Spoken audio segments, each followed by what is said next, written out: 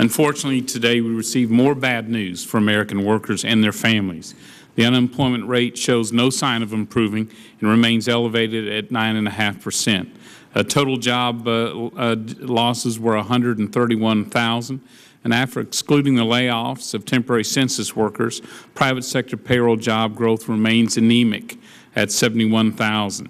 At this slow pace, it will take much of the decade to return to normal employment levels. And despite the promises, the economic plan of President Obama and congressional Democrats have failed to restore consumer confidence, a key element to economic recovery. University of Michigan's July Index of Consumer Sentiment fell dramatically by 10.8% to 67.8, the lowest level in a year. The index of consumer expectations fell even further to the lowest level since March of last year, the month after Congress enacted the stimulus.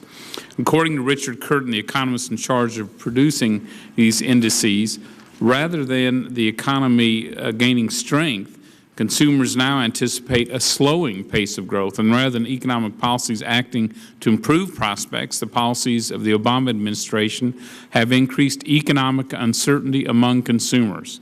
Overall, the data suggests the current slowdown in spending is likely to persist well into 2011, as it reflects a widespread and general realignment of job and wage expectations. While a double dip is still unlikely, it now has a non-ignorable 25% probability. End of quote. It's discouraging to American workers and small businesses that this unusually sluggish, subpar recovery will persist well into next year. But it's not surprising. Along with the failure of the massive Democrat stimulus to put people back to work, except in federal government jobs, families and businesses fear the dangerous levels of debt incurred by this Congress and a host of job-killing, anti-growth policies coming out of Washington, including higher taxes, higher energy prices, burdensome regulations, and constant bailouts of special interests.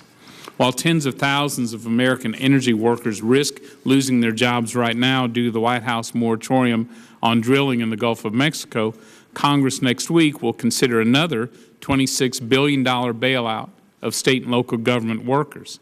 The signal this Democratic Congress is sending is clear.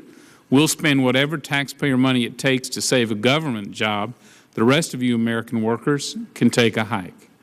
And 3 weeks after we extended the invitation to President Obama to travel to Houston to meet face-to-face with energy workers and small businesses whose livelihoods are threatened by the President's moratorium, we've heard nothing but silence. To add insult to injury, this President is coming to Texas next week to raise campaign cash, but apparently does not have an hour, not even 15 minutes, to spare for our American workers whose jobs he is killing. Maybe if our energy workers work for the government, they could get a bailout too. But that's not what they're asking. They just want to go back to work on the rigs the President has idled, and some that now are forced to leave America for foreign countries.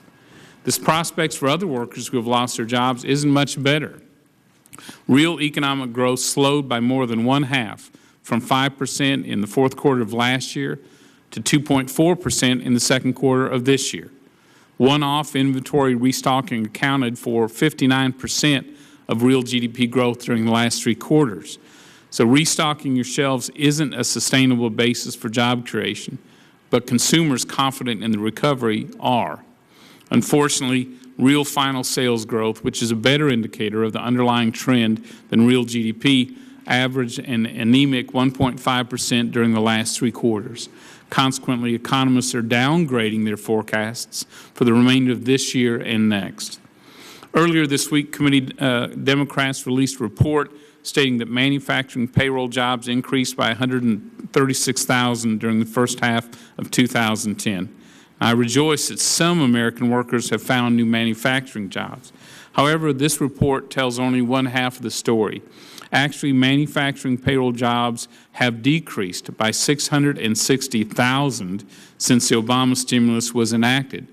Moreover, manufacturing payroll jobs fell by 2.3 million since the Democrats took control of Congress in 2007. With so many families struggling and have lost their jobs in manufacturing, how can congressional Democrats possibly be proud of these devastating economic failures? Ironically, the slight improvement in the manufacturing sector isn't due to sales here in America, but rather foreign demand, especially in Canada, Mexico, and rapidly growing countries in Asia. Monthly U.S. manufacturing exports are up 31% from February to May of this year, February of last year to May of this year. To satisfy higher foreign demand, U.S. manufacturers boosted their output by 6% during the same period. Since the beginning of the year, this export-driven recovery is beginning to reverse the decline in manufacturing employment under the failed White House economic plan.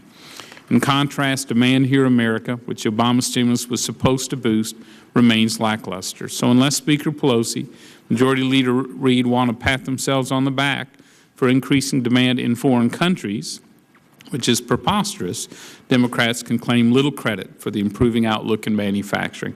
Indeed, many congressional Democrats oppose selling more American goods and services overseas by failing to pass the pending free trade agreements with Colombia, Panama, and South Korea that would accelerate export-driven job creation. Dr. Hall, amid this grim economic data, I look forward to hearing your testimony. Yield back. Thank you, and I would now like to welcome the panelists and introduce Commissioner Paul. Dr.